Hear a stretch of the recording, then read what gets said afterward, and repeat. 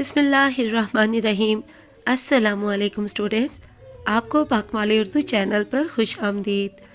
Students, हमने जमात नाहुम की उर्दू की नई मॉडल दरसी किताब मुकम्मल तौर पर पढ़ ली है और अब हमने जमात नाहुम के फेडरल बोर्ड के उर्दू के पेपर की मुकम्मल तैयारी के लिए फेडरल बोर्ड का जो बिल्कुल लेटेस्ट मॉडल पेपर आया है उस मॉडल पेपर के बिल्कुल नए पैटर्न के मुताबिक हमने टेस्ट सीरीज़ शुरू की है और इस सिलसिले के 4 टेस्ट हम मुकम्मल तौर पर तैयार कर चुके हैं और पढ़ चुके हैं।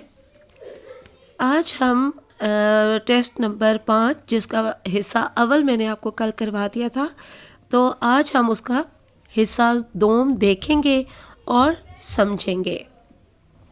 बोर्ड के उर्दू के सवालिया पेपर यानी कि क्वेश्चन पेपर में हिस्सा दोम कुल 34 नंबर का आता है। ये देखिए, ये टेस्ट नंबर 5 है और जब क्लास नाहुम का है, मजमून उर्दू है। और यहाँ पर एक नोट है हमारे पास कि हिस्सा दोम और सोम में दिए गए सवालात के जवाबात अलहदा से मुहैया की गई जवाबी कॉपी पर दें।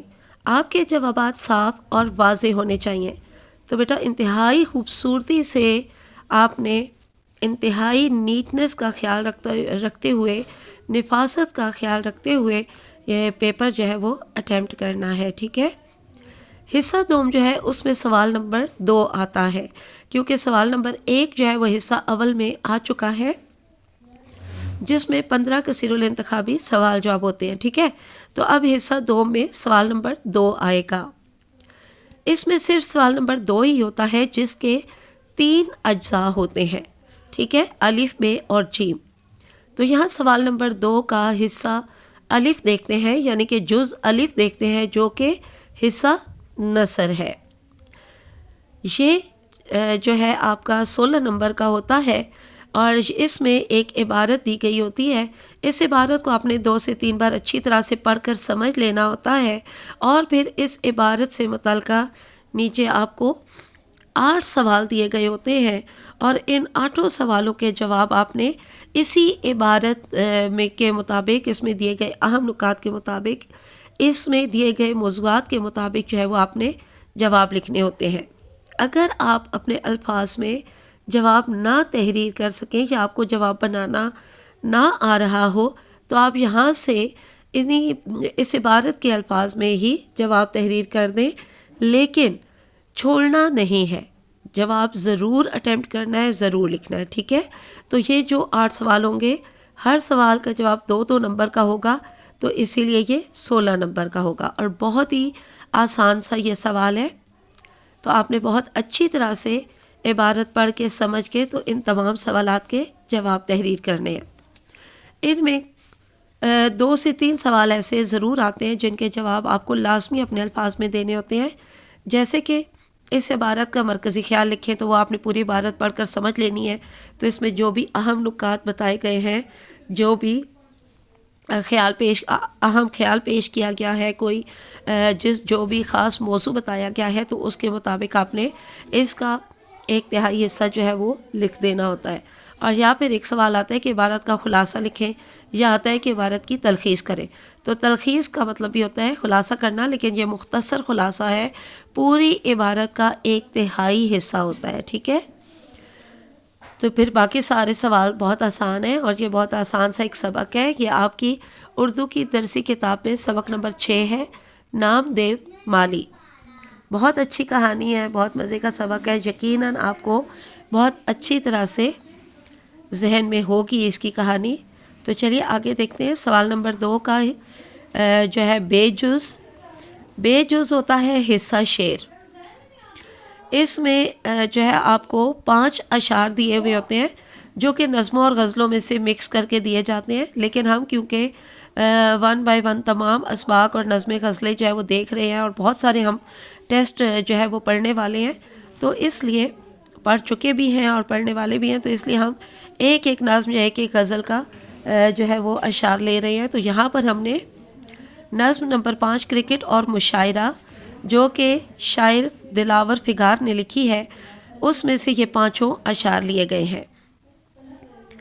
یہ پانچوں اشعار جو ہیں ان سے متعلقہ آپ کو سوال بنا کر نیچے دیے گئے ہوتے ہیں، اور یہ 5 سوال ہوں گے اور پورے پانچوں آپ نے کرنے ہوں گے، لیکن پانچواں یعنی آخری سوال جو ہوگا اس کے 2 حصے ہوں گے، ٹھیک ہے؟ تو آپ نے ان میں سے کوئی سا ایک کرنا ہوگا۔ اب یہاں پر دیکھیے 1 2 3 4 اور یہ 5، پانچویں میں ایک یہ جو ہے سوال ہے اور ایک یہ والا سوال ہے، ٹھیک ہے؟ تو یہاں پر یہ آپشن ہوتا ہے، صرف آخری سوال میں آپ کو چوائس دی جاتی ہے، آپ کے پاس انتخاب کا حق ہوتا ہے کہ اس میں سے کوئی بھی ایک جو ہے وہ سوال آپ سالو کر سکتے ہیں، یعنی اس کا جواب اٹیمپٹ کر سکتے ہیں۔ تو ان 5 سوالوں کے جواب جو ہے وہ 2 نمبر کا ہوتا ہے، تو اس لیے کل یہ 10 نمبر کا آپ کے پاس یہ والا سوال ہوتا ہے حصہ شعر کا، ٹھیک ہے جی؟ تو بیٹا پھر آخر میں سوال نمبر 2، حصہ دوم کے سوال نمبر 2 کا جز جیم ہوتا ہے آخر میں، جو کہ حصہ قواعد کہلاتا ہے، اور یہ کل 8 نمبر کا ہوتا ہے۔ اس میں آپ کو گرامر سے متعلق جو ہے وہ 4 سوالات دیے گئے ہوتے ہیں۔ پہلے 3 سوال لازمی ہوتے ہیں، اور جو چوتھا سوال ہوتا ہے وہ 2 حصوں پر مبنی ہوتا ہے، تو آپ نے ان دونوں میں سے کوئی سا ایک اٹیمپٹ کرنا ہوتا ہے۔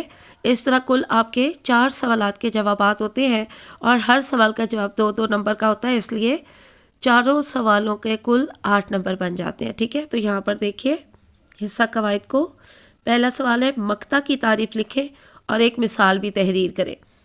2 نمبر میں سے 1 نمبر کی مقطع کی تعریف ہوگی اور 1 ہی نمبر کی اس کی مثال ہوگی، تو ہر ممکن کوشش کرنی ہے کہ شعری مثال دیں آپ، ٹھیک ہے؟ یاد اچھی طرح کریں۔ ظاہر مقطع ہے تو مقطع جو ہے وہ غزل کا آخری وہ شعر ہوتا ہے جس میں شاعر نے اپنا تخلص استعمال کیا ہوتا ہے، تو وہ آپ نے آخری شعر جو ہے لازمی آپ نے مثال میں لکھنا ہے۔ تو آگے دیکھیے دوسرا سوال ہے تشبیہ کی تعریف لکھیں اور ایک مثال بھی تحریر کریں۔ یہاں پر بھی تشبیہ کی تعریف 1 نمبر کی ہوگی، اور اس کا جو آپ نے مثال لکھنی ہے وہ بھی 1 نمبر کی ہوگی۔ اس کی آپ نثری مثال تحریر کر سکتے ہیں، شعری مثال آتی ہے تو وہ بھی لکھ سکتے ہیں، نہیں تو نثری مثال بھی لکھ سکتے ہیں۔ یہاں پہ دیکھیے سوال نمبر 3، مضمون کی تعریف کریں اور اس کی کتنی اقسام ہے یہ بھی بتانی ہے آپ نے۔ تو مضمون کی تعریف لکھنی ہے پہلے آپ نے، ٹھیک ہے؟ یہ جو 2 حصوں پر مبنی سوال ہوتے ہیں تو آپ باقاعدہ ان کی ہیڈنگ دے کر تحریر کیا کریں، یعنی پہلے تعریف کی ہیڈنگ دیا کریں، اس کے بعد پھر تعریف لکھنے کے بعد آپ مثال کی ہیڈنگ دے کے کوئی بھی مثالی شعر یا نثری مثال جو لکھنی ہے پھر وہ لکھا کریں۔ تو یہاں بھی مضمون کی تعریف کی پہلے آپ ہیڈنگ دیں تعریف، پھر اس کے بعد اس میں تعریف لکھیں، اور اس کے بعد آپ اقسام کی ہیڈنگ دیں، اور پھر آپ لکھیں کہ مضمون کی 3 اقسام ہوتی ہیں، اور ان تینوں اقسام کے نام، تمہید، نفس مضمون اور خاتمہ لکھ کے پھر ایک جملے کی جو ہے ان کی بھی آپ تعریف لکھ دیں گے تو ٹھیک ہے۔ اگر نہیں بھی لکھتے تو یہاں پہ انہوں نے صرف یہ پوچھا ہے کتنی اقسام ہے، تو آپ نے لکھنا ہے اس کی 3 اقسام ہے، ٹھیک ہے؟ کتنی کی جگہ 3 آ جائے گا، لیکن یہ ضرور آپ کوشش کریے گا کہ ان کے نام بھی آپ لکھ دیں۔ چوتھا سوال ہے اسلم نے قلم سے خط لکھا۔ اب دیکھیے یہ ترکیب نحوی اس کی بنانی ہے آپ نے، ٹھیک ہے؟ کی ترکیب نحوی لکھیں۔ تو ہمیشہ آپ نے کیا کرنا ہوتا ہے، چاہے سوال کی ڈیمانڈ ہو یا نہ ہو، آپ ضرور کوشش کریں کہ پہلے جملے کی پہچان کریں، ٹھیک ہے؟ 2 ہی جملوں کی ترکیب نحوی بنتی ہے نا، جملہ اسمیہ اور جملہ فعلیہ، تو پہلے آپ پہچان کریں کہ یہ جملہ ہے کون سا، یہ اسمیہ ہے یا فعلیہ ہے۔ جب آپ پہچان کر لیں گے تو پھر آپ وہ جو ہے جواب میں پہلے لکھیں کہ یہ، اب جیسے کہ یہاں دیکھیں اسلم نے قلم سے خط لکھا، لکھا جو ہے یہ کام ہے، فعل ہے، تو ہم نے اس سے اندازہ لگا لیا کہ یہ جملہ فعلیہ ہے، تو آپ سب سے پہلے لکھیے یہ جملہ فعلیہ ہے۔ جب آپ نے یہ پہچان کر لی تو پھر جملہ فعلیہ کے اجزاء کو ذہن میں لائیے۔ جملہ فعلیہ کے اجزاء جب آپ کے ذہن میں آ جائیں گے تو تبھی آپ نے ترکیب نحوی اس کی بنا کر لکھنی ہے، ٹھیک ہے؟ تو جملہ فعلیہ کے کون کون سے اجزاء ہیں؟ فاعل، فعل اور مفعول۔ اسلم جو ہے یہ کام کرنے والا ہے، کون سا کام؟ لکھنے کا کام، تو اسلم فاعل ہوگا، نے علامت فاعل، ذہن میں رہ جائے تو ضرور لکھیں، نہیں رہتی تو اس کے کچھ غلط لکھنے کی بجائے صرف لکھیں اسلم فاعل، قلم سے خط لکھا تو قلم سے تو متعلق فعل ہو جائے گا، خط جو ہے وہ مفعول ہے، لکھنے کا کام جس پر ہوا ہے وہ خط ہے، تو خط مفعول ہے اور لکھا فعل ہے، تو لکھا کس سے ہے؟ قلم سے، تو قلم سے جو ہے یہ متعلق فعل ہے، ٹھیک ہے۔